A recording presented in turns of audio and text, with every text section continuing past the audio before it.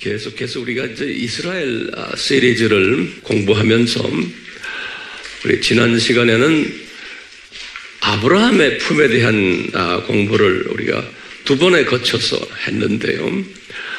거기 이제 결론적으로 제가 이런 말씀을 드린 기억이 나요. 왜 이 아브라함의 품, 이 신비를 미리미리 가르쳐 주지를 않으시고 온갖 시행착오를 겪도록 허락하셔서 이 로마 가톨릭의 그 많은 하나님의 자녀들에게 그 퍼가토리가 한국말로 연옥이죠. 연옥수를 허락하셔서 지금까지 이렇게 그것을 믿게 만드시고, 종교개혁 이후에 개혁자들도 이 문제를 분명히 해결하기가 힘들어서 그냥 연옥술에 따르지는 않았지만 이 개신교에서 또 죽어서 어디 간다라는 그냥 단순 개념으로 교인들에게 쭉 가르쳐 오고 있었어요. 그래서 많은 분들이 여기에 대한 궁금증을 가지시면서 약 한 500년 역사를 개신교 분들이 이런 질문을 하죠. 왜 가톨릭에서는 연옥인데 우리는 뭡니까? 그 다음에 그 연옥이란 게 뭡니까? 라고 이제 이렇게 질문들을 던질 때 시원한 대답들을 못 해준 것이 그 개신교 역사 속에서 발견이 돼요. 그러면 성령님이 왜 이런 것을 시원시원하게 가르쳐 주지를 않으셨나요? 그 똑똑한 신학자들에게. 그러다가 이제 19세기 말 20세기 가까이 와서 소위 말하는 우리 세대주의의 7세대의 학설도 그걸 가지고 이 문제를 해결해 보려고 그렇게 노력했던 모습들 우리 지난 시간에 공부했어요. 뿐만 아니라 거의 같은 때에 그 수면설을 그 안식교 분들, 그분들은 예수님의 재림을 그렇게 고대하는 아주 특별한 하나님의 자녀들 그룹들인데 그분들에게는 그 수면설을 주셔가지고 또 우리를 복잡하게 만들었어요. 그러다가 이제 요 근래에 와서 지금 이 아브라함의 품에 대한 깨달음을 우리에게 주셔서 이 모든 것들을 한눈으로 볼 수 있는 그런 지혜를 우리에게 주셨어요. 거기에 대한 답은 제가 지난 시간에 다 말씀드렸어요.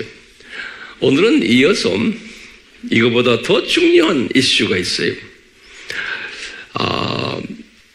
그 예수님의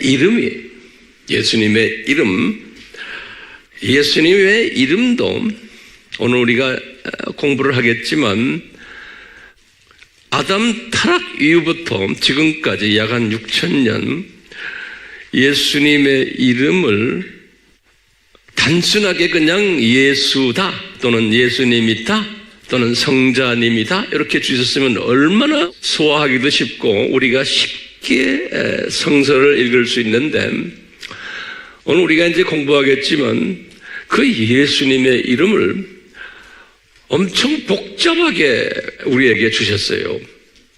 그래서 신앙생활을 평생을 해도 그 예수님의 이름에 대해서 어디가 좀 깨름직해요.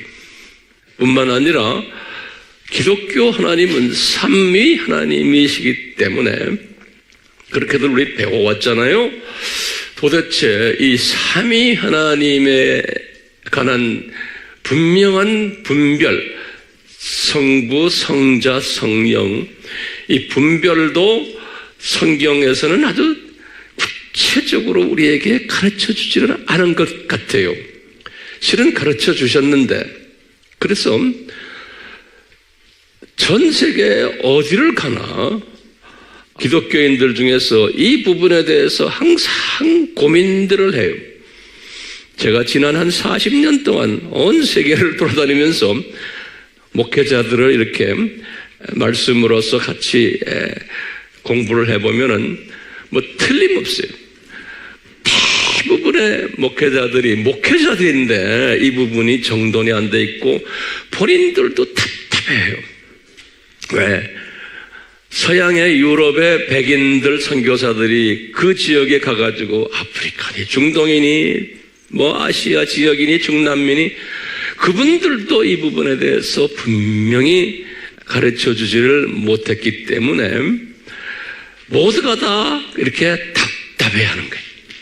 답답해하는 거예요. 그래서 오늘 이 답답증을 좀 한번 풀어봤으면 하는 것이 저의 소원이 한번 풀어봅시다. 아멘? 이제 제가 칠판에다 하나하나 적어놨지만 가장 중요한 부분이 뭐냐면요. 이제 모세가 이제 10계명을 받았을 때, 10계명에서 첫 4계명이, 소위 우리 수직계명이라고 그러잖아요. 그러니까 가장 중요한 계명이 수직계명이 예수님이 나중에 말씀하셨어요. 유대인들에게. 어디에? 마태복음 22장. 이제 37절, 38절에 말씀하셨어요. 예수님께서요, 뭐라고 말씀하셨냐면, 이 첫째 계명이, 4계명이 first 계명이고, 가장 위대한 계명이라는 거예요. greatest. 영어로는 greatest, great, 위대하고, 가장 크고, 첫째 되는 계명이 첫 4계명이라는 거예요. 그게 수직 계명이에요. 그 다음에 이제 나머지 6계명은 수평 계명이죠. 이것은 second 계명이라는 게, 그러니까 first가 가장 중요하다는 거예요. 이렇게 예수님이 말씀하셨어요. 말씀하셨는데도 우리가 이제 성경 속에서 보면은 답답한 게 몇 개가 있어요. 뭐냐면 첫째요. 예수님이 모세에게 수직계명 4개를 주실 때 첫 번째 계명과 두 번째 계명, 세 번째 계명을 주실 때 여기 출애굽기 20장 7절에 요거 이제 잘 들으세요. 너는 너희 하나님 여호와 이름을 그랬어요. 그냥 보면 너희 하나님인데 거기에 여호와 이름을, 그러면 여긴 우리가 쉽게 말하면 여긴 누구겠습니까? 나중에 내가 이제 다 증명을 하겠지만 구약에서 너희 하나님 하면은 그건 엘로힘이에요. 그렇죠? 그러니까 이거 삼위 하나님을 일단락 이야기하는 거예요. 하나님 영어로는 God 하면은요, 제 말 요거 잘 정리하세요. 근데 여호 하나님이 있는데 거기다 여호와라고 딱 옆에다가 딱 붙여놓으면 근데 그 여호와는 누구냐? 그 여호와는 나중에 제가 설명했지만 예수님이에요. 성자예요. 예. 그러니까 10계명에서 지금 뭐냐면요, 너는 너희 하나님 여호와의 이름이야. 하지만 예수님 이름이에요. 그 막연히 그냥 하나님 이름이 아니에요. 제 말 잘 따라오세요? 그러니까 예수님 이름을 망령되이 일컫지 말라 그랬어요. 지금 모세에게 말씀하신 분이 누구예요? 삼위 하나님 중에서 예수 하나님이에요. 그거 꼭 노트에 적어놓으세요. 지금 이 10계명을 모세에게 직접 주신 분이 여호와 하나님이세요. 예수 하나님이세요. 그런데 이제 그 예수 여호와 하나님이 말씀하시기를 하나님의 자녀들아, 이스라엘 사람들아, 이 내 이름 여호와의 이름을 망령되이 하지 말아라는 거예요. 이게 계명 중에서 세 번째 계명이에요. 예. 그 다음에 안식일에 네 번째가, 그러니까 안식일보다 더 앞서는 계명이에요. 예. 그렇죠? 그래서 도대체 망령되이 하지 마라. 여기 한국 성경 그렇게 돼 있어요. 또는 이제 요 근래 와서는 한국 성경 중에서는 헛되이 하지 말아라. 이렇게도 만들어 놨어요. 왜냐하면 그 원어를 보면 영어로 그래 in vain이에요. in vain. in 그 다음에 vain이란 건 헛되다. 그런 헛vain. 우리 집에 가서 이제 사전 찾아보세요. vain 하는 거예요. 그 말은 뭐냐면 제가 이제 봤어요. 여호와의 이름을, 예수님의 이름을 in vain, 망령되이 하다 보면 이건 좀 번역이 좀 안 좋아요. 예. 그래서 여기 뭐냐면 그 이름에 분명히 의미가 들어있는데 그 의미 없이 그냥 부르는 거예요. 예수의 이름을 우리가요. 또는 그 의미도 모르게 그냥 의미도 모르게 막 부르는 거예요. 예수. 예? 또는 여호와. 또는 가볍게 부르는 거예요. 또는 혼돈하여 부르는 거예요. 정돈되지 않고. 또는 불경스럽게 그냥 막 부르는 거예요. 또는 분별력 없이. 제가 이렇게 한번 정리해 보세요. 다시 말하면 이 예수님의 이름을 in vain, 헛되이, 의미 없이 그 뜻도 모르고 가볍게 혼돈하게 또 경외하지 않으면서 분별력 없이 부르는 것은 큰 죄를 범하는 거다. 그래. 죄를 범하는 거다. 예수님이 모세에게 가르친 거예요. 그렇기 때문에 우리가요, 이 예수님의 이름을 우리가 제대로 알아야 되거든요. 근데 성서에서 보면 신구약에서 전체에서 보면 예전에 내가 아바에서도 또 우리 내가 설교에서도 자주 이야기했지만 예수님의 이름이 100개가 넘어요. 우리한테 이렇게 노출시켜 주신 것만 해도 엄청 많아요. 예수님의 이름이. 그래서 우리가 너무 많기 때문에 예수님의 이름을 우리가 그냥 헛되이 그냥 부를 수가 있잖아요. 예. 그렇기 때문에 오늘 이 제3계명이 안식일 때 4계명을 주시고는 이 4계명을 주시면서 안식일에는 삼위 하나님을 항상 묵상하며 그것보다도 또 그 다음에 묵상하는 게 뭐냐? 예수님의 이름을 묵상하는 날이 그게 안식일이라는 거예요. 그래서 우리는 이 삼위 하나님 중에서도 예수 하나님이 그렇게 우리에게 중요하다는 거예요. 왜냐? 이 예수 하나님이 삼위 하나님 중에서도 인간으로 내려오셔서 우리를 위해서 우리의 저주를 몽땅 뒤집어 쓰신 하나님이시기 때문에 또 우리가 보면 창조 목적 학교 이세상 7천년의 교장 선생님이시기 때문에 뭐 여러 가지 우리가 이제 이유가 있어요. 그래서 그 예수 하나님은 성부 하나님도 우리에게 소중한 분이시고 성령 하나님도 우리에게 소중한 분이시지만 예수 하나님이 더 소중하다는 게 아니고 예수 하나님이 더 우리의 삶 속에 직접 간섭하시면서 우리와 교제를 하신 분이기 때문에 그런 거예요. 더가 아니에요. 오케이? 예. 그렇기 때문에 우리는요, 도대체 기독교 하나님은 어떤 하나님인가 우리가 많이 공부했어요. 그렇지만 제가 간단하게 여기다 좀 설명을 해주려고 해요. 기독교 하나님은 이제 요 삼위 하나님이시죠.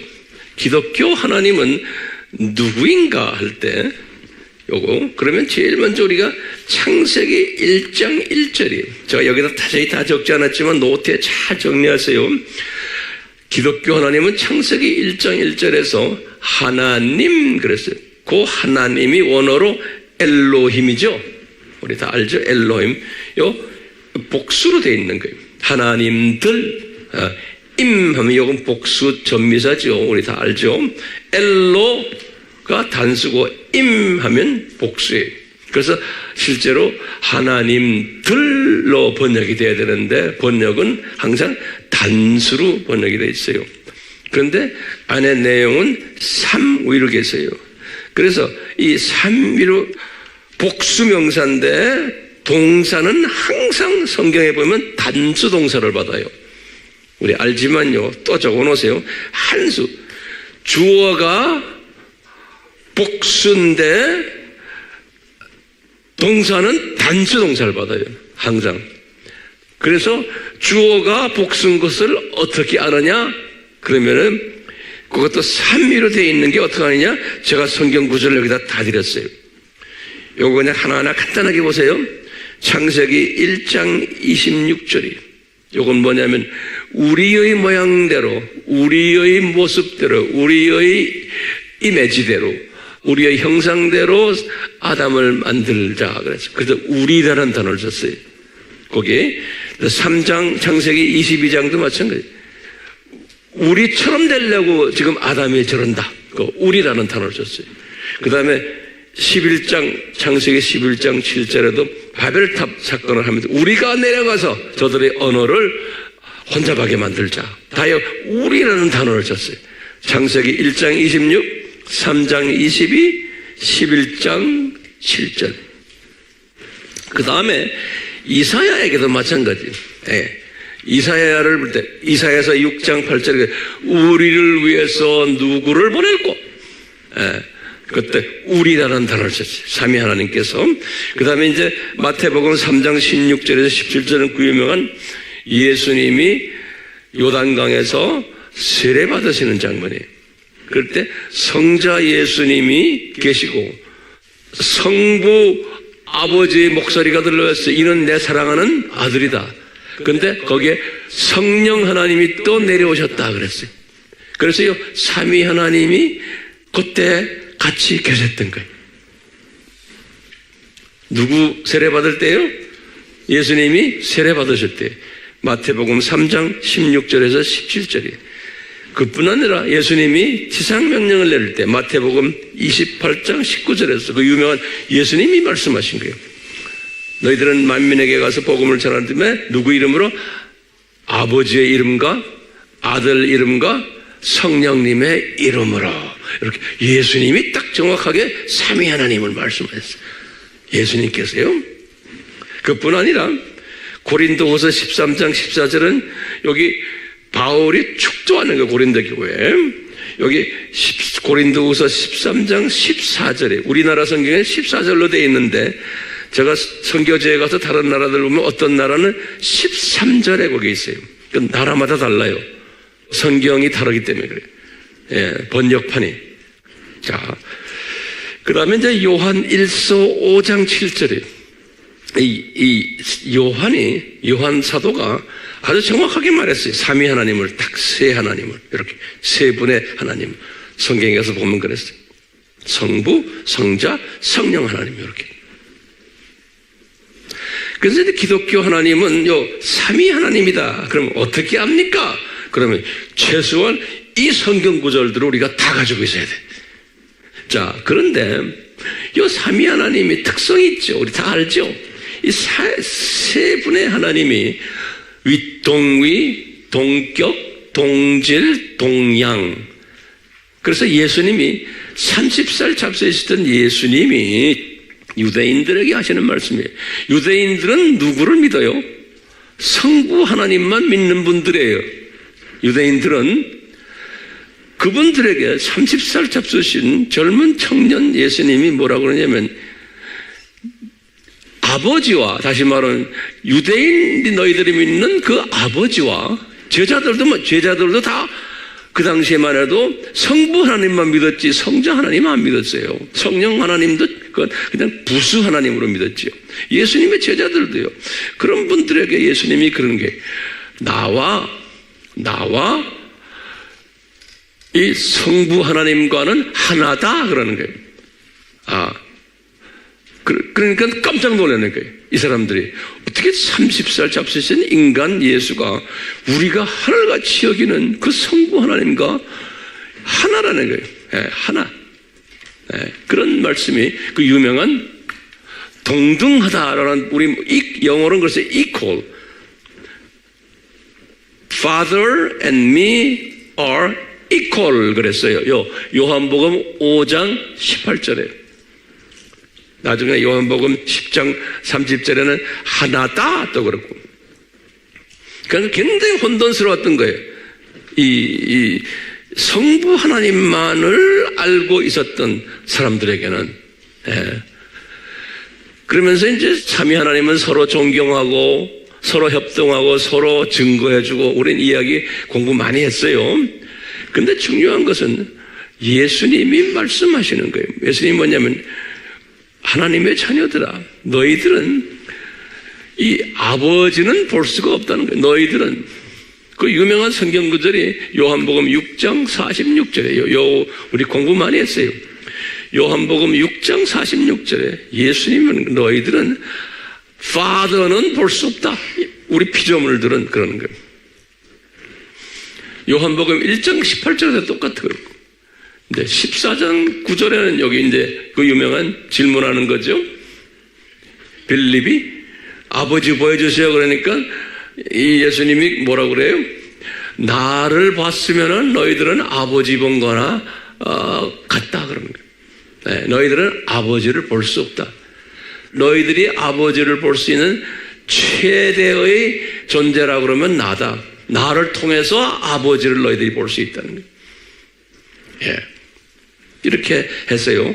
결론적으로는 뭐예요? 우리 피조물들은 아버지는 보지 못하지만 예수님은 볼 수 있어요. 그래서 이제 요한복음 1장 1절에서부터 12절 보면 예수님이 아버지와 이퀄 되시는 분인데 사람으로 내려오셔가지고 우리 눈에 보이게 이렇게 하셨다라는 거예요. 아버지와 이퀄 되시는 분이신데, 이제 이렇게 이 삼위 하나님에 대한 이야기를 우리가 이렇게 보시면은 여기까지는 우리 다 알지만 다시 정돈이 되니까 도움이 되죠. 예. 특히 우리가 이제 이 영상으로 공부하는 분들도 이런 부분에 대해서 정돈이 되기를 소원하면서 제가 지금 이렇게 말씀드리는 거예요. 자, 삼위 하나님의 기능이 세 부분인가 알죠? 다 똑같지만 기능에서 차이가 있는 거. 원래 알다시피 성부 하나님은 동등한 분이시지만 성자와 성령님과 이분은 계획하시고 발표하시고 회장 역할을 하시는 분이시고, 성자 하나님은 그것을 수행하시는 하나님이시고, 또 성령 하나님은 수행하도록 능력을 부여하시는 하나님이시다. 요건 우리가 항상 우리가 알고 있는 것들 아니에요. 요거요. 네. 요렇게 우리가 삼위 하나님을 우선 이제 마음속에 두시고, 이제 창세 전에 이 예수 하나님을 이 세상에 보내려고 삼위 하나님이 결정하셨을 때, 그 예수 하나님이 이제 인간이 되시는 그러한 모습으로 이제 이 세상에 내려올 텐데, 이거 삼위 하나님이 창조하실 때는 창세기 1장 1절이에요. 지금부터 잘 들으세요. 창조하실 때는 삼위 하나님이 창조를 하셨어요. 각 기능에 맞춰서. 그래서 태초에 하나님이 엘로힘이 하늘들과 땅을 창조하시니라. 우리 알잖아요. 이렇게 했죠. 그래서 창세기 1장에서는 첫째 날에도 하나님이 해놓건 보시기에 좋았더라. 둘째 날은 보시기에 좋았더라 안 했지만 하나님이 이렇게 창조하셨다. 셋째 날도 하나님이 엘로힘이 창조하셨다는 거예요. 예.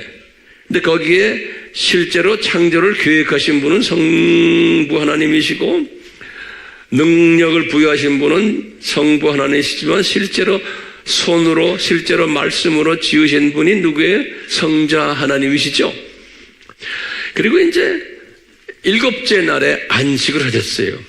일곱째 날에 안식을 하시고는 이 창세기도 모세 오경은 다 모세가 기록한 거 아니에요. 성령님이 모세에게 이제 가르쳐 준 거예요. 그 모세가 창세기 1장에서는 엘로힘 이렇게 해서 7일 동안 쫙 엘로힘 하시다가 이제 7일이 끝나고 이제 안식일이 끝나고 이제 새롭게 이제 하나님 이제 이야기가 나올 때 2장 4절에서 여기 지금 중요한 거예요. 창세기 2장 4절 여기 이제 2장 4절에서 처음으로 엘로힘이라는 그 단어 앞에 야훼라는 단어를 딱 붙여놨어요. 원어에 보면요. 그래서 야훼 엘로힘 그랬어요. 그냥 우리가 한국말로는 뭐라고 썼냐면 여호와 하나님 이렇게 여호와라는 단어가 딱 붙었어요. 처음으로 그게 창세기 몇 장 몇 절이에요? 2장 4절에. 예. 그때부터 시작을 해가지고 이제 야훼라는 요 단어가 이제 야훼 여기 지금 야훼입니다. 제가 성경 전체로 흘러가요. 쫙. 예, 성경 전체로. 네. 근데 이 야훼라는 뜻이 뭔가? 이게 굉장히 중요한 거예요. 예. 이 야훼라는 뜻이 뭐냐면, 이 야훼는 누구를 지칭할까요? 이건 예수님을 지칭하시는 거예요. 그러니까 2장 4절에서 처음으로 성자 예수님 이름이 등장하는 거예요. 그게 야훼 엘로힘인 거예요. 그때부터 세계에서 아버지의 이름 또는 성령님의 이름은 가끔 가다가 이렇게 성경에 나타나지만 모든 성경에 이제 대소 사건들의 주체 되시는 분이 또는 피조물들과 대화하시는 분이 누구냐면 야훼 엘로힘인 거예요. 그렇기 때문에 성경은 누구 이야기예요? 야훼 엘로힘 이야기예요. 그때부터 시작을 해서요. 그래서 쭉 나오다가 그 야훼 엘로힘이 계시록 마지막에 가서 내가 시작이고 알파고 오메가다 그러시는 거예요. 역사를 시작한 그 하나님이 나다 그런 거예요. 야훼 엘로힘이다. 그러니까 이 성경은 야훼 엘로힘에 관한 이야기예요. 그래서 예수님이 그랬죠. 성경을 들여다봐라. 전부 내 이야기다. 요한복음 5장 39절에 또 누가복음 24장 27절 또는 44절 다 예수님이 직접 하신 말씀이에요. 성경을 들여다봐라. 전부 나에 관한 이야기다. 이게. 예수님이 성부에 관한 이야기도 아니고 성령님에 관한 이야기도 아니고 나에 관한 이야기다. 그래. 나에 관한 이야기다. 그렇기 때문에 우리가 이 예수님에 대해서 정말 구체적으로 잘 알아야 돼요. 네. 그 예수님에 대해서 구체적으로 알아야 되는 이유가 뭐예요? 제3계명이기 때문에 그래요. 이 제3계명이 뭐예요? 예수님이 그랬어요. 너 하나님 여호와 이름이에요. 내 이름을 망령 때 함부로 부르지 말아라. 내 이름 속에 깔려있는 하나님의 마음이 뭔지, 내 이름 속에 깔려있는 이 세상 창조 목적이 뭔지, 왜 내가 이 세상에 내려왔는지, 내가 왜 십자가에서 아픔을 당했는지, 이런 모든 것을 알려면은 내가 왜 재림하는지, 왜 이 세상이 7,000년 창조 목적 학교인지, 이런 것을 다 알려면은 예수님의 이름을 정확하게 알아야 된다는 거예요. 그 이름 속에 다 숨겨져 있다는 거예요. 네. 그 야훼라는 이름이 뜻이 뭐냐? 제가 예전에도 여러 번 얘기했지만 다시 보세요. 이 야훼라는 뜻은 여러 가지 성경 주석가들이나 해석가들이나 이런 사람들이 여기저기다 많이 해놓은 걸 보면 제가 이렇게 제 서재에 이제 다 있거든요. 내가 이렇게 보면은 항상 보면은 소위 화살을 쐈는데 제대로 맞히지 못하는 주석이네, 해석이 너무 많아. 그러니까 사람들이 보면 답답해. 내가 봐도 답답해. 근데 어떻게 이런 사람들이 뭐 유명하다 그러느냐. 그러니까 이런 사람들 거 읽어봐야 초점을 맞추질 못하니까요. 모두들 헤매는 거예요. 헤매는 거. 예. 근데 그게 그 사람들이 잘못이 아니고 헤매도록 디자인하신 거예요. 하나님께서. 요 야훼란 뜻이 뭐냐면요. 계약하시는 분, 계약하시는 하나님 그런 거예요. 영어로는 covenantal God 그런 거예요. covenantal God. 다시 말하면 법적 계약을 하시는 하나님. 그 이름이 야훼라는 이름이. 야훼. 자, 그러면 우리 질문에 무엇을 계약하십니까? 뭘 계약하십니까? 그러면 가장 큰 계약이 뭐냐면 창세전 십자가 사건 계약이에요. 그러니까 예수님이 창세전에 이 세상에 내려오셔서 십자가에서 죄를 담당하실 분, 복을 주셨다가 복을 뺏어가시고 저주를 줬다가 다시 저주를 복으로 회복시켜주는 요 프로그램에 요것을 계약하신 분이 야훼. 예. 그러니까 야훼란 뜻이, 그러니까 야훼 하면은 그 속에 무슨 냄새가 나야 돼요?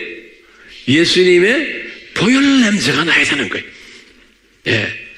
그러니까 우리가 구약에서 쪼개면서 여호와 하나님 할 때는 그 안에는 예수 그리스도의 보혈이 그 안에 숨겨져 있고 그 보혈 냄새가 거기서 풍풍풍풍 막 나야 되는 거예요. 그 여호와라는 이름 속에. 그것이 법적으로 계약이 됐다는 거예요. 그래서 야훼. 야훼란 뜻이, 그리고 엘로힘은 뭐예요? 창조자란 뜻이에요. 근데 이분이 창조자 하나님이라는 거예요. 엘로힘이란 뜻은요. 그러니까 이 여호와 하나님 하면 여호와는 야훼, 그 다음에 하나님 하면 창조자, 그런 소리예요.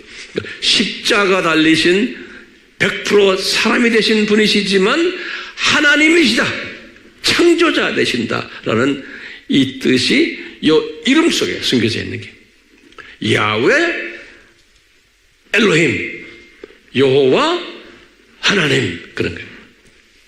그런데요, 요 뜻을 성경에서는 과거 4000년에 아브라함부터 시작해서 지금까지 4000년 동안 분명하게 하나님의 자녀들에게 이것을, 못을 바꿔주질 않았어요.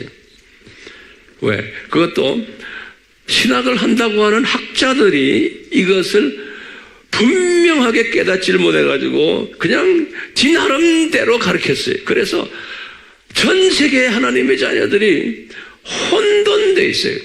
전 세계 하나님의 자녀들이. 예. 우리 지난 시간에도 봤지만 사후에 어디 가느냐?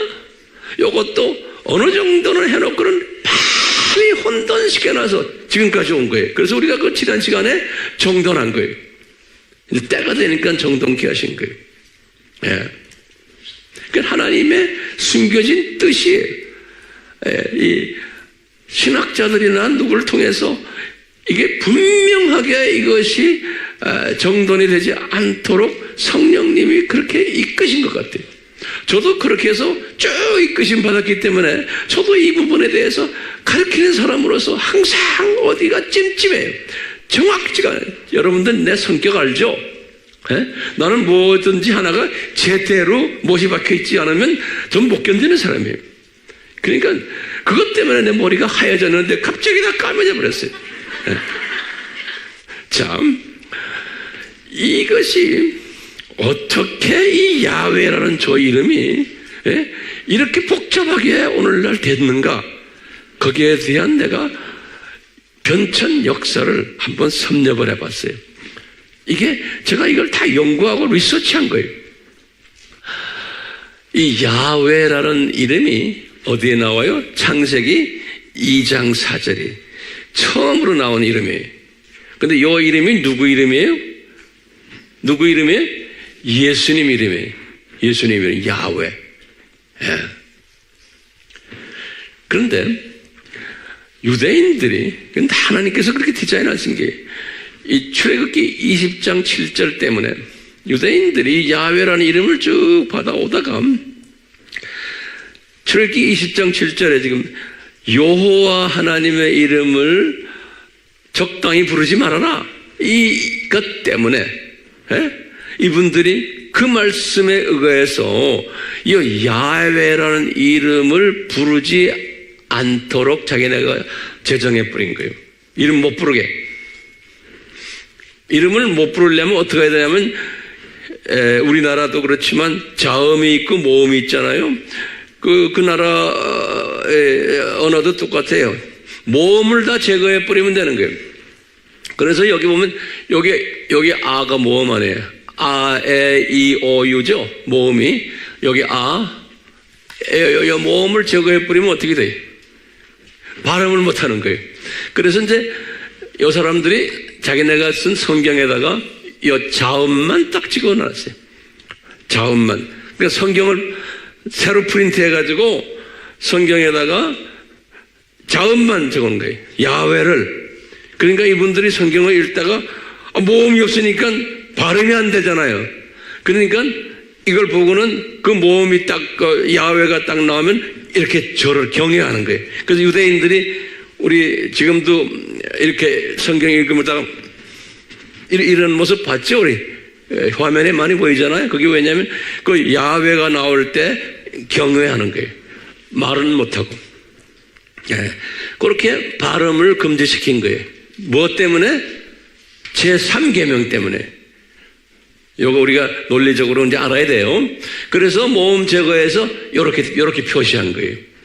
이렇게 표시하고 있다가 유대인들이 답답할 거 아니에요? 답답하니까 이것을 발음할 수 있는 구약, 발음할 수 있는 다른 이름으로 우리 찾아보자. 그래갖고 학자들이 만든 게 아도나이라는 이름이에요. 여기 같이 히브리어예요. 발음이 가능한 하나님의 야훼의 이름을 하나 만들어보자. 그래서 그게 아도나이. 이 아도나이라는 뜻은 영어로 my lord 또는 내 주여 그런 뜻이에요. 내 주여, 내 주인이시여, my master 그런 뜻이 아도나이. 이제 이렇게 해서 이제 쭉 나가다가 이제 예수님 오시기 약 한 250년, 300년 전이죠. 여기 그 유명한 70인역이 70인역. 알렉산드리아에서 이제 유대인들이 그 당시에 헬라 문화권에 많이 나가 있기 때문에 히브리 말을 모르는 거예요. 구약 성경을 헬라 말로 바꿔주지 않으면 그 이민자들이, 디아스포라들이 구약을 모르는 거예요. 오리지널 유대 말로 져 있는 그 유대 말을 뭘로 바꿔줘야 돼? 헬라 말로 번역을 해줘야 돼요. 안 그러면 이 사람들이 해외 헬라 문화권에서 오래 살아나서 우리 교포들이 한국말 모르는 거나 똑같아. 우리 2세, 3세들이. 그래서 헬라 말로 구약을 번역한 것을 70인역이라고 그래요. 헬라 말로. 구약은 오리지널 히브리 말인데 그걸 그릭 말로 바꿔놓은 것이 구약을, 그걸 70인역이라고 그러거든요. 그럴 때 요 오리지널에는 아도나이가 딱 있는데 이 아도나이를 헬라말로 뭐로 바꾸냐 하니까 이 사람들이 그대로 주여, 마스터, 그것이 그리스 말로는 꾸리오스예요. 꾸리오스. 이건 그리스 말로 꾸리오스. 그러니까 꾸리오스로 이제 바꾼 거예요. 그러니까 이제 그리스 구약에 나오는 그리스 70인역이에요. 거기에 보면 이제는 꾸리오스로 되어 있는 거예요. 여기 지금 야훼가 이렇게 변천이 된 거예요. 야훼가 꾸리오스까지 간 거예요. 꾸리오스로. 그러니까 이 꾸리오스가 이건 그리스 말이에요. 똑같이 내 주여, 내 주여 하는 거예요. 자, 그 다음에 주후 7세기에서 10세기 때예요. 이때 성경을 보면 성경이 우리가 지금 가지고 있는 성경이 오리지널 원본은 없어요. 주님이 그 원본은 아예 없애버렸어요. 오리지널.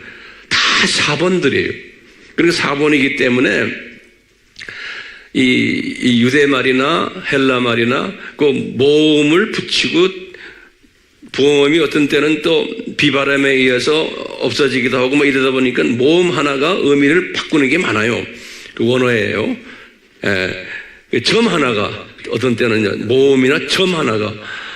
그런데 이 유대 말은 점이 하나도 있고 2개도 있고 3개도 있고 막 이랬거든요. 그러니까 이 점이 있고 없고에 따라서 의미가 달라지고 하기 때문에 원본이 없기 때문에 사본들이 상당히 많았어요. 누가의 손으로 다 쓴 것들 또는 카피한 것들. 그 중에서 가장 믿음직한 사본이 뭐냐면 사본이 굉장히 많은데 그 사본을 여기 맞서라 사본, 맞서라 사본이라고 그래요. 이런 말 들었죠? 그 영어로는 그러지 굉장히 유명한 사본이에요. 이게 오늘날 뭐 대부분의 성경들이 이 맞서라 사본을 가지고서 번역을 한 거예요. 우리나라 성경도 다 여기에 따라서 온 거예요. 킹 제임스도 마찬가지고 마소레릭 텍스트라고 그래요. 영어로는요. 마소레릭 텍스트라고 그래요. 마소레릭 텍스트. 요 마소라 사본에서 어떻게 했냐면 지금 야훼, 지금 요 모음이 없는 야훼를 성경이 지금 그렇게 되어 있는 거를 이 사람들이 그것을 라틴화 시켜가지고 그것을 제호바라고 번역했어요. 제호바라고. 그러니까 제호바라는 말이 여호와라는 뜻이에요. 이 마소라 사본에서 이 여호와라는 단어가 그때 나온 거예요. 그러니까 이게 지금 7세기에서 10세기 때 요 제호바라는 말이 한국말로는 여호와예요. 오케이? 그때 나와가지고 이제 종교 개혁 전후로 해서 성경들이 많이 나왔거든요. 뭐 위클립 성경, 무슨 뭐 에라스무스 성경, 루터 성경, 또는 킹 제임스 성경들이 많이 나오는데 이 사람들이 주로 어느 사본을 보고서 이제 번역을 했냐면 자기네 나라 말로, 루터는 독일 말로 했잖아요. 이 맞서라 성서 사본을 주로 이제 참조한 거예요. 또 이제 딴 사본들도 있지만, 그러다 보면 주로 하면서 그때 이 야훼를 예컨대 여기 지금 우리 창세기 2장 4절에도 야훼 나오잖아요. 이 성경에 지금 야훼라는 이름이 여기 지금 내가 써놨어요. 어디에? 7,000번 어디 있어? 여기. 구약에만 지금 7,000번이 나와요. 그 다음에 시편에만 해도 700번이 나와요. 이것을 이제 제호바로 바꾼 거예요. 여호와로. 야훼를. 그렇기 때문에 이제 종교개혁 전후로 해서 모든 성경들이 이제는 뭐로 됐어요? 여호와라는 이름이 성경에 이제 이렇게 들어가는 거예요. 여호와. 알겠어요? 그러면서 킹 제임스 성경도 1611년이거든요. 1611년. 그때 킹 제임스도 여호와라는 이름을 집어넣는데 또 대부분의 성경들이 여호와를 집어넣는데 요 근래 와서 내가 이 킹 제임스 성경을 보면요. 그 여호와라는 야훼 이름 대신에 뭘 집어넣냐면 The Lord라고 해요. Lord. 주. 요거 꼭 노트에 적어놓으세요. 주라고 돼 있어요. NIV에도 그렇고 다. 그래서 이 모든 구약이나 신약에서 영어 번역을 어떻게 했냐면 The Lord. 그건 이제 한국말로는 주예요. 또는 신약에서도 The Lord. 예수님을 다 The Lord로 해버린 거예요. 구약에서의 이 여호와도 The Lord로 다 바꿔버렸어요. 대부분의 성경들이. 근데 신기하게도 우리나라의 개혁 성경도 우리나라의 개혁 성경이 놀랍게도 우리나라의 개혁 성경도 다 다른 사본들을 다 이렇게 해가지고 중국까지 넘어와서 이렇게 해서 우리나라까지 이렇게 온 것들인데 우리나라에서는 여호와라는 이름을 그대로 쓰고 있어요. 우리나라 성경, 여러분들이 들고 다니는 우리나라 성경에는 기가 막히게. 그래서 우리는 여호와 하나님, 여호와라는 이름을 쓰는 거예요. 근데 여호와라는 이름이 NIV나 킹제임스나 지금 우리나라의 킹제임스, 한국 킹제임스도 보면은 여호와 이름이 없어요. 다 주 하나님, 그래. 주라는 그냥 이게 복잡하게 돼 있어요. 그렇기 때문에 그런 이런 역사적인 흐름을 아셔야 돼요. 그러니까 여러분들도 개혁 성경 갖고 계신 분들도 계시고 또 다른 성경까지 있죠. 근데 우리나라 성경, 개혁 성경은 잘 돼 있어요. 그건요. 여호와라고 정확하게 들어가 있어요. 여러분 성경 한번 열어보세요. 여호와. 그렇기 때문에 우리가요. 이러니까 모든 성경을 그런 여호와를 집어넣어서 이제 번역을 하다 보니까 모세오경도 그런 식으로 번역한 거예요. 여호와 이레 그랬죠. 주 이레라는 단어 우리 배웠어요? 우리는 여호와 이레죠. 그렇죠? 네.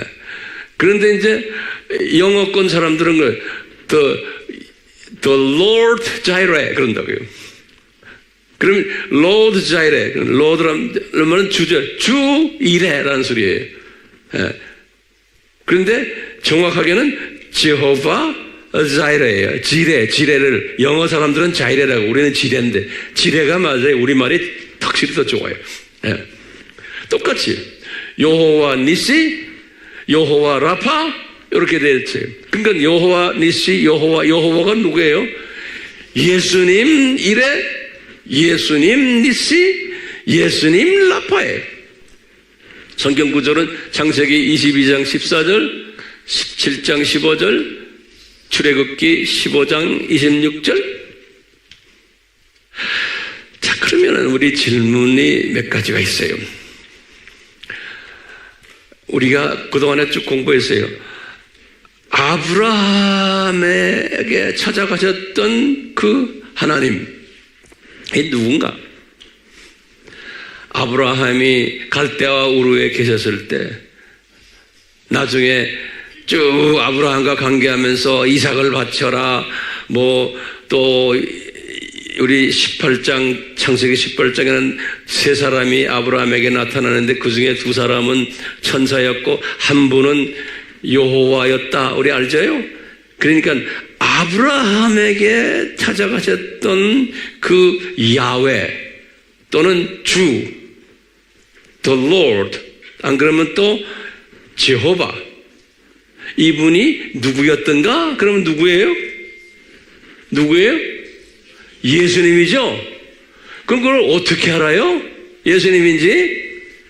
예수님이 말씀하신 거예요, 예수님이. 그러니까 이렇게 딱 중요한 거예요, 여기. 아브라함에게 만났다 할 때는 성경에는 뭐냐면 어떤 성경은 제호바 갓이 또 어떤 성경은 the Lord God 이렇게 했는데 그 아브라함에게 삼위 하나님 중에서 한 분이 가서 만났는데 누가 어느 하나님이 가서 만났냐? 그러니까 예수님이 딱 말씀하시는 거예요. 예수님이 요한복음 8장 56절에서 58절에 뭐냐면 내가 아브라함을 만났다 그러는 거예요. 30살 잡수신 젊은 청년 예수님이 유대인들에게 그러시는 거예요. 그러니까 유대인들이 깜짝 놀라는 게 2000년 전에 우리의 당군난검 같은 우리 조상 아브라함을 어떻게 당신 갈릴리 출신 30세 먹은 젊은 청년이 그분을 어떻게 만납니까? 그러니까 예수님이 뭐라 그래요? 얘들아 나는 아브라함이 있기 전에 나는 이미 있었다 그러는 거예요.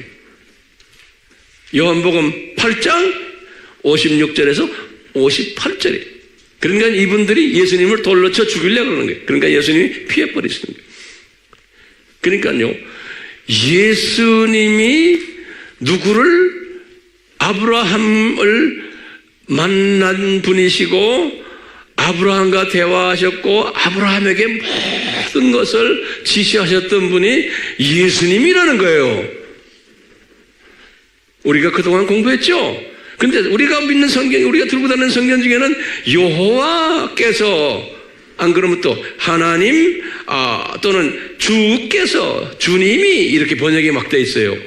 그렇기 때문에요, 오늘날 기독교인들 중에서도요, 예수님이 아브라함에게 이렇게 가서 만나서 아브라함에게 지시했다 그러면 안 믿는 사람들이 있어요. 못 믿는 사람들이 엄청 많아요. 그뿐입니까? 유대교 사람들은 성부 하나님이 아브라함을 만났다고 보는 거예요. 그거 좀 적어놓으세요. 그러니까 지금 유대인 사람들은 까막눈이 돼가지고 예수님을 못 보기 때문에 여호와를 또는 the Lord, 주를 유대인들은 누구로 생각해요? 성부 하나님만 보는 거예요. 성부 하나님으로. 예. 그뿐 아니에요. 오늘날 많은 기독교인들도 구약에 나오는 주님, 구약에 나오는 여호와, 아브라함을 만나신 여호와, 모세를 만나신 여호와를 성부 하나님으로 보는 기독교인들도 굉장히 많아요. 그렇기 때문에 이게 혼돈되어 있는 거예요. 분명히 예수님이 내가 아브라함을 만났다는 거예요. 예수님이요. 그러면 우리 성서에 보면은 아브라함을 만난 그 하나님이 뭐로 되어 있어요? 야훼가 또는 the Jehovah God 이렇게 되어 있어요. The Lord God. 자, 뿐만 아니라 모세도 마찬가지예요. 아브라함은 주전 2000년이죠. 모세는 주전 1500년이죠. 모세가 40살 됐을 때, 다시 말하면 왕궁에 있었을 때, 왕궁에서 모세가 왕궁에서 이제 40살 돼서 이제 있을 때 노동하는 이스라엘 사람들 가서 보고는 화가 나가지고 애굽 사람 하나 죽였잖아요. 그래서 이분이 도망가는 이야기 나오죠. 거기 40살 때죠. 그런데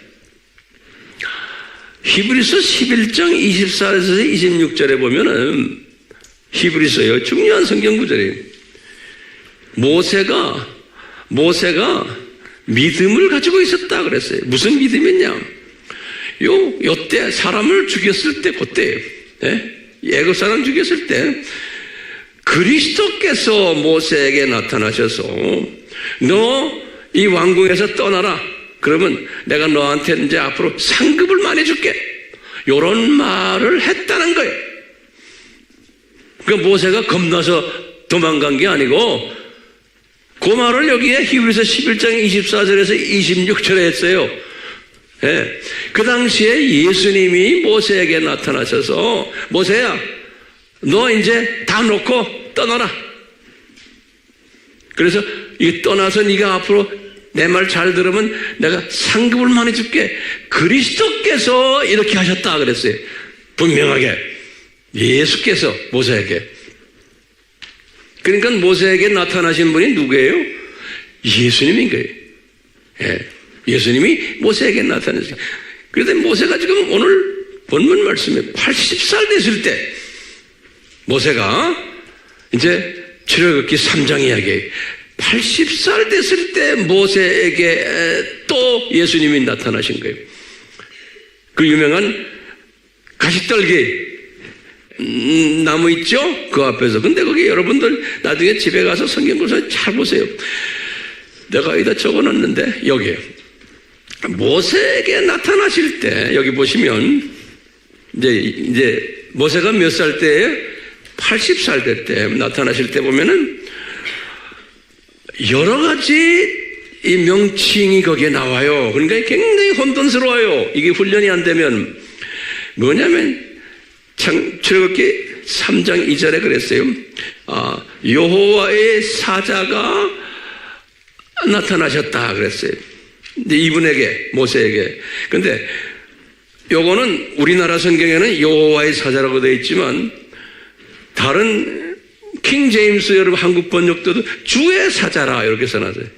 요 주라는 거하고 여호와라는 거 이렇게 써놨어요. 내가 설명했죠? 많은 성경에 주의 사자가, 영어도 그랬어요. 킹 제임스나 NIV나 다른 영어본을 보면 the angel, 더가보다 the angel of the Lord 그랬어요. 주의 사자가, 천사가 아니에요. 예수님을 그렇게 불러요. 예수님을. 그 주의 사자가 또는 여호와의 사자가 또 그러기도 하고요. 또 4절에 보면 여호와께서 이렇게 표현해요. 모세에게 말하는 거예요. 또는 어느 성경은 주께서 그런 거예요. 이 주께서보다 여호와께 어떤 게 더 우리에게도 마음에 들어가요. 여호와께서, 우리는 이게 익숙해져 있어요. 그렇죠? 여호와께서 모세에게 말하는 거예요. 또 하나님이 가라사대 그랬어요. 그러니까 지금 보세요. 이 똑같아요. 여호와, 주, 예수님이 어떤 때는 하나님이, 왜? 엘로힘, 저기. 하나님이 가라사대. 한글 성경에는 뭐냐면, 주께서 하나님을 뽑아버리고, 주께서 말씀하시기를, 여기, 킹 제임스는 또 그렇게 해놨어요. 그러니까 이게 의미가 많이 분명치가 않은 게 있어요. 그 다음에 하시는 말씀이, 나는, 이제 예수님이 그런 거예요. 나는 아브라함의 하나님이고, 나는 이삭의 하나님이고, 나는 야곱의 하나님이라는 거예요.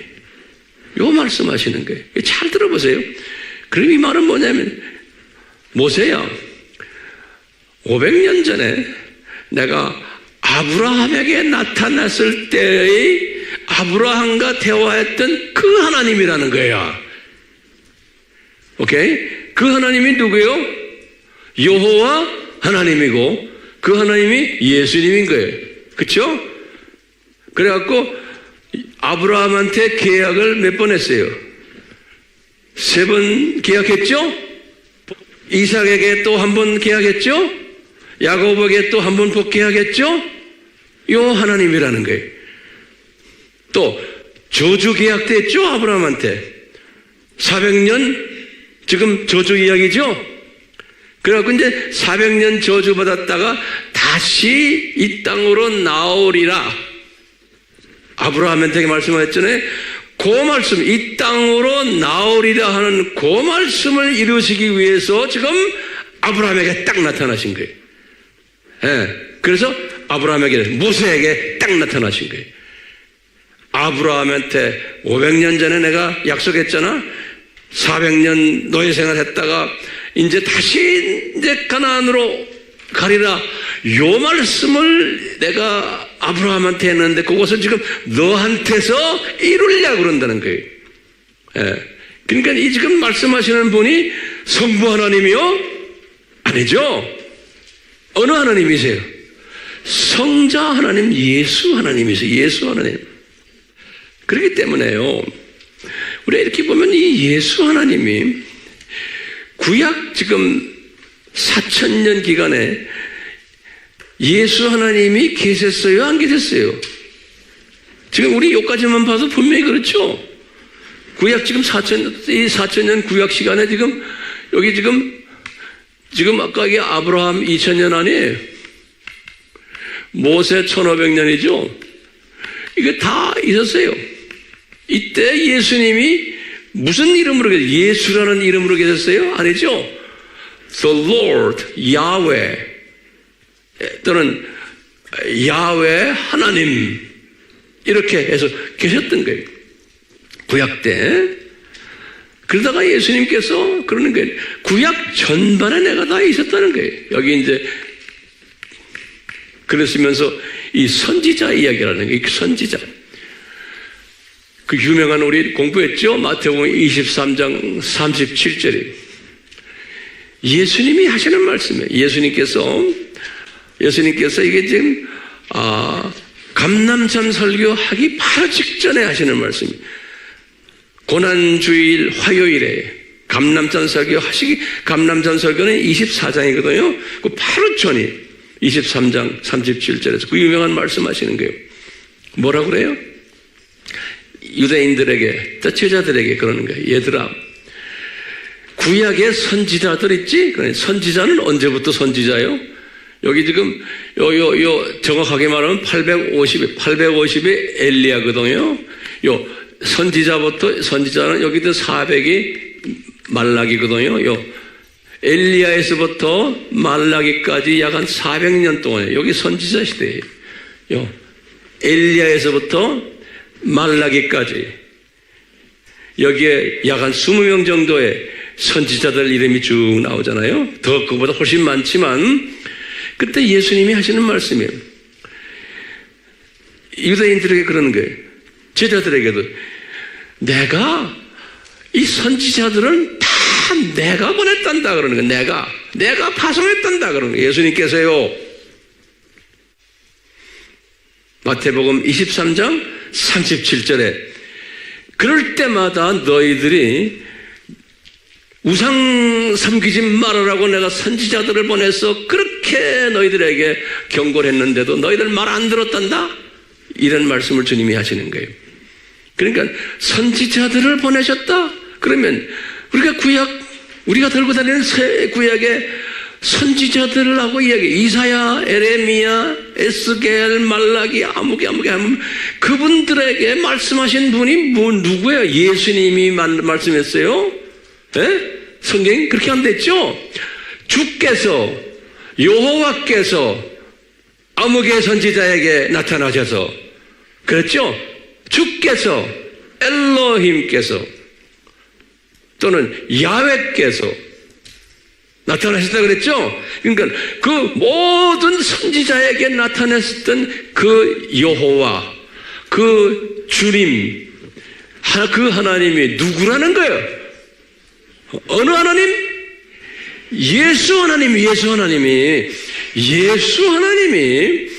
선지자들에게 직접 나타나셔서 다 지시를 하셨다는 거예요. 그러니까 예수님이 누가 그래? 내가 지시를 했다는 거예요. 예수님이. 그러니까 지금 정리해 보세요.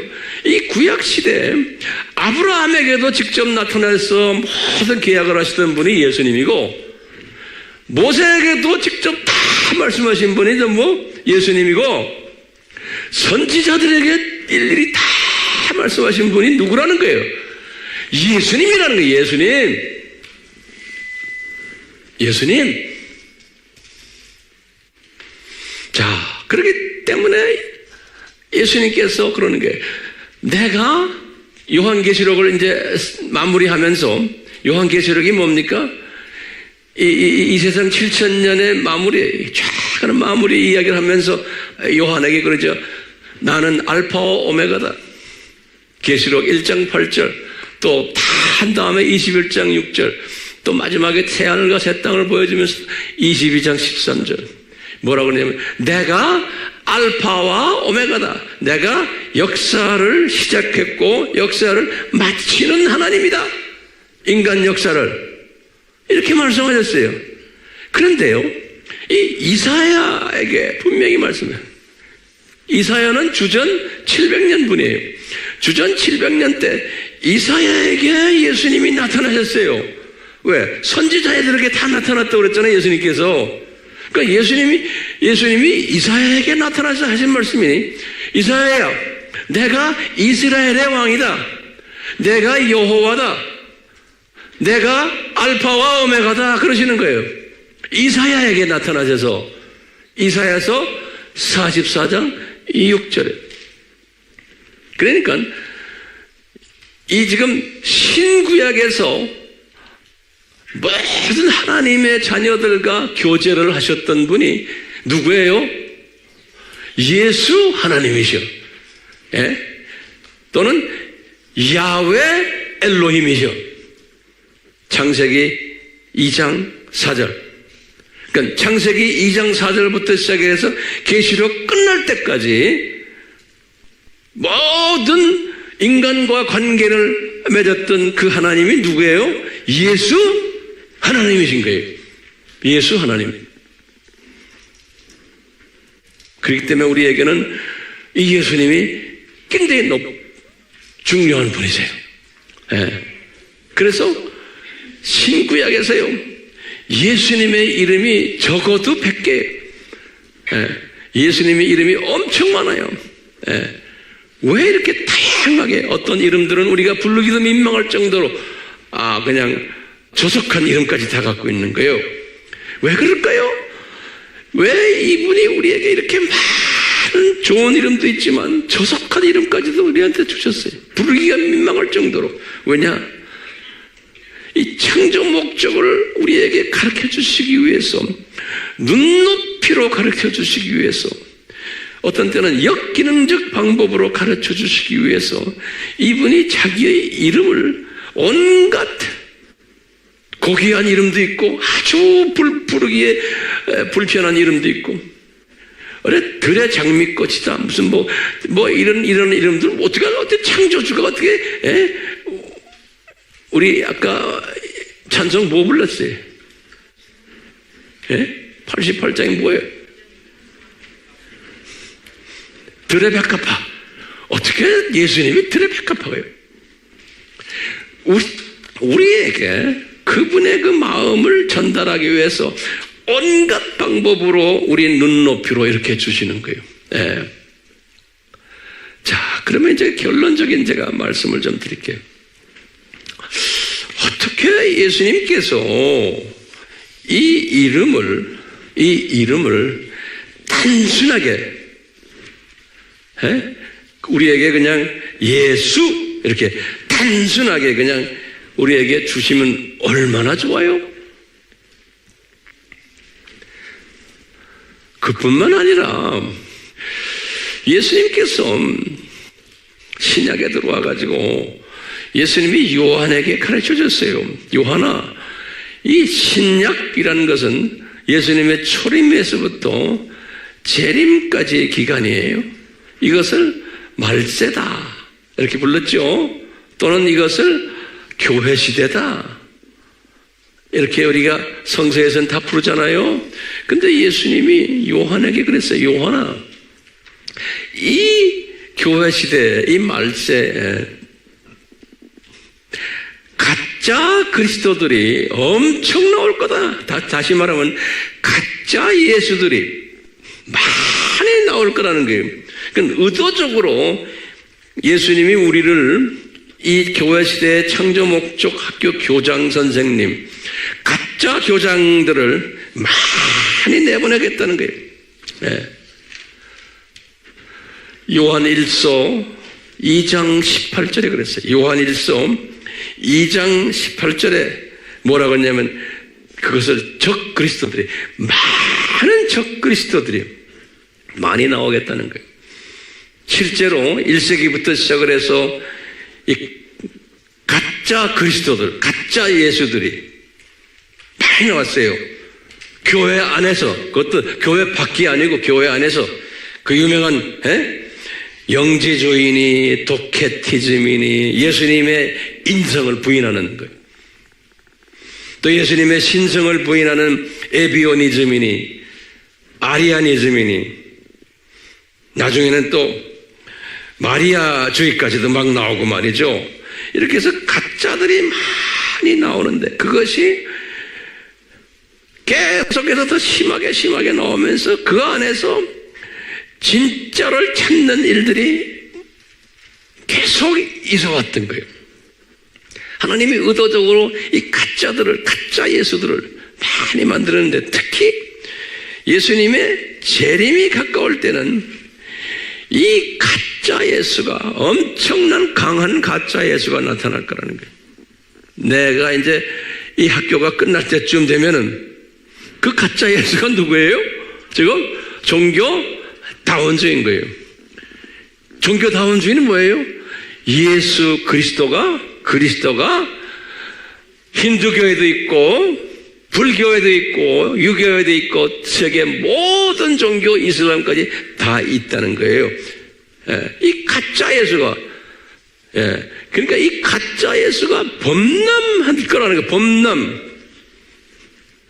예수님의 재림 전에는 그 감남산 설교에서 다 말씀하신 거예요. 그래서 이 가짜 예수에 빠져가지고 하나님의 자녀들, 예정된 하나님의 자녀로 예정된 자녀들까지 또 거기에 빠지게 된다는 거예요. 예수님의 디자인인 거예요. 그렇기 때문에 이 가짜 예수가 범람하는 이런 때에, 그래서 그것을 안티크라이스트라고 그랬죠. 안티. 이거 안티라는 뜻이 네 가지가 있다고 그랬죠. 첫 번째는 뭐예요? 안티, against. 두 번째는 opposition. 세 번째는 instead of, in place of. 네 번째는 false, 거짓 하나. 이렇게 속이는 거예요. 그러니까 아주 속이는 가짜 예수들이 많이 나올 터인데, 그러니까 너희들 마지막 때는 정신 차려라. 정신 차려라는 말은 어떻게 하면 정신 차려야 돼요? 진짜 예수로 무장을 해야 되는 거예요. 그러니까 진짜 예수로 무장하게 하기 위해서 강한 가짜들을 많이 퍼뜨려 놓는 거예요. 그렇기 때문에 지금 오늘 제가 설명하는 이 진짜 예수로 무장하지 않으면은 넘어지게 되어 있는 때, 우리 지금 이 시대에, 이 마지막 때 하나님의 자녀들, 창조 목적 학교에서요, 이 마지막 때 하나님의 자녀들을 훈련시키는 그 하나의 과목 중에 하나인 거예요. 중요한 과목이에요. 그렇기 때문에 오늘날은 진짜 예수가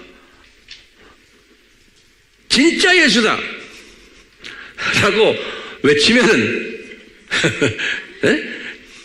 진짜 예수가 진짜 예수다 이렇게밖에 어떻게 설명할 수가 없어.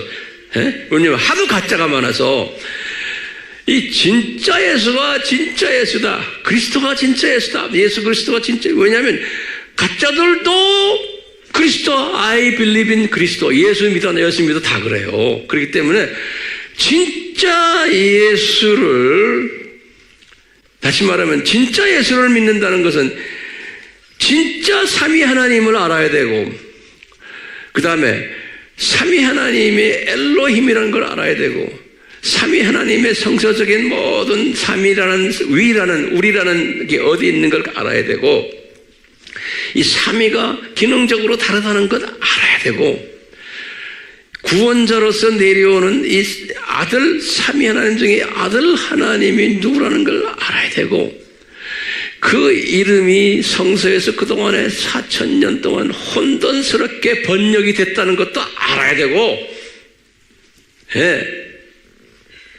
그런데 이제는 그 진짜 예수 외에는 구원이 없다는 것도 알아야 되고, 이 진짜 예수가 곧 오신다는 것도 알아야 되고, 근데 아는 것만이 아니에요. 이것을 이제 외쳐야 되는 거예요.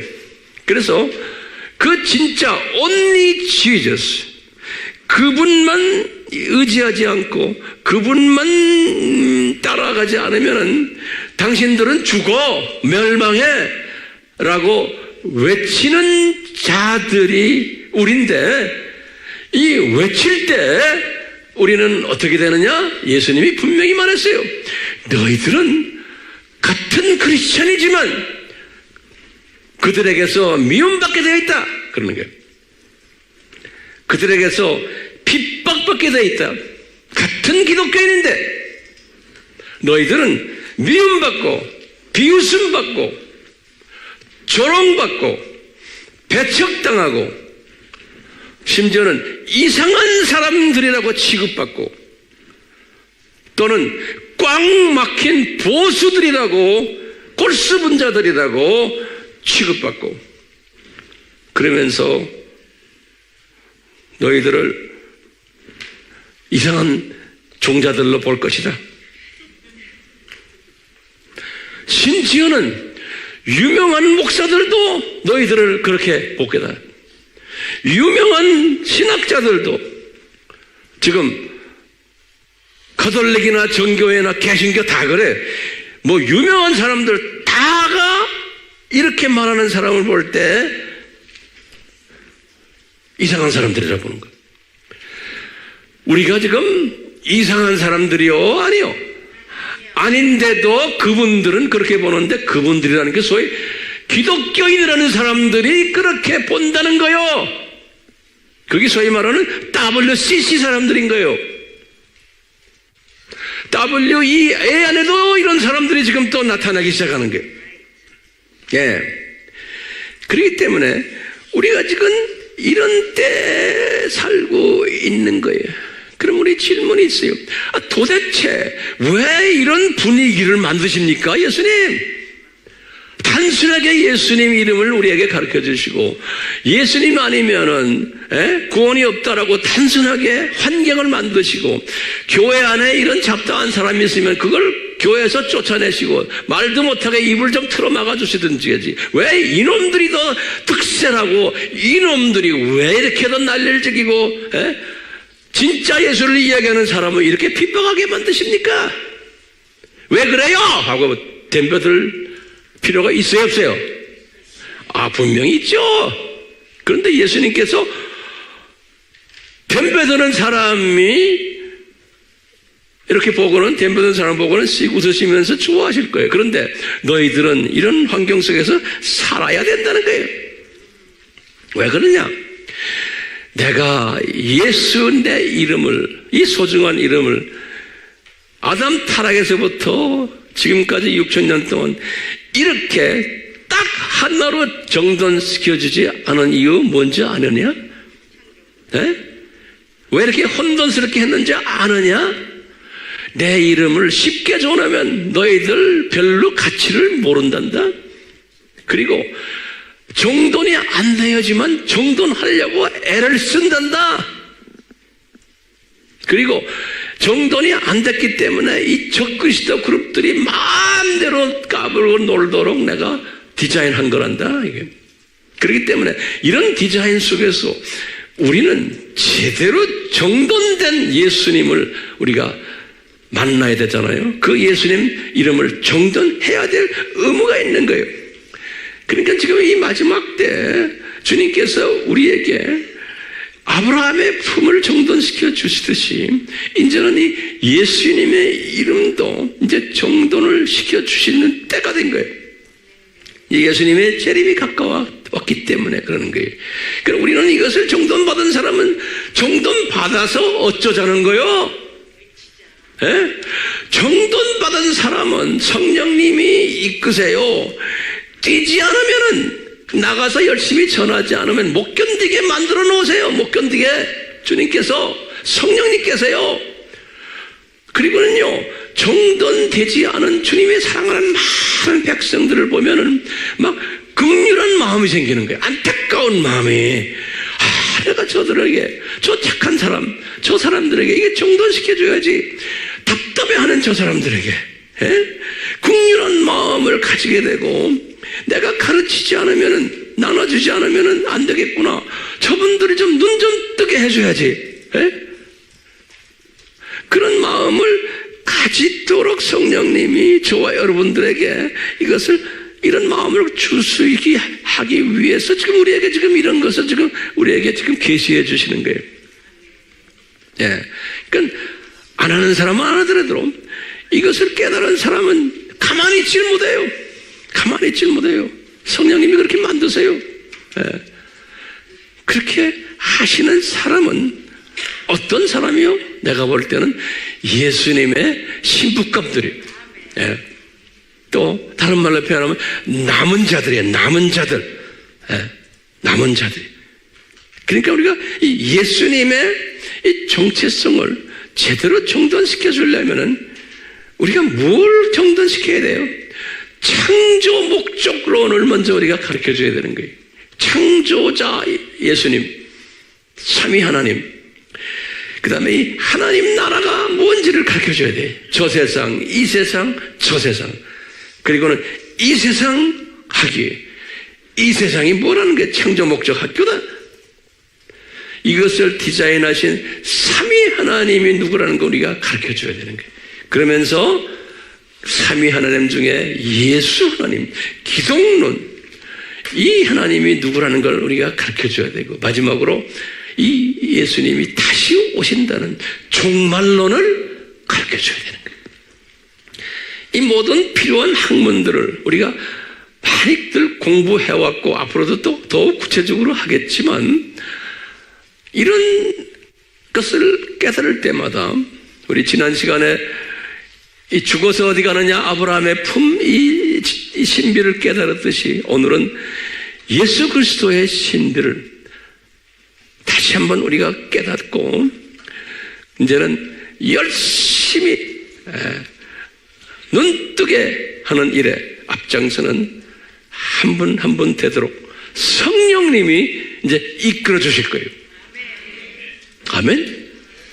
하나님 아버지 우리에게 이 은혜를 베풀어 주셔서 성령님이시여 우리로 하여금 이 예수님의 정체성을 우리가 이 어두운 때 이미 의도적으로 예수님의 재림 전에는 이 예수님의 정체성이 이렇게 혼돈스럽게 된 것을 이미 다 디자인하셨지 않습니까? 그 디자인 속에서 남은 자들을 신부감들을 주셔서 그 정체성에 대한 밝게 깨달음을 주시고 외치도록 주님께서 이렇게 기회를 허락하셨사오니 우리로 하여금 이 외치는 나팔수가 되도록 주님께서 은혜 주시고 능력 베풀어 주시옵소서.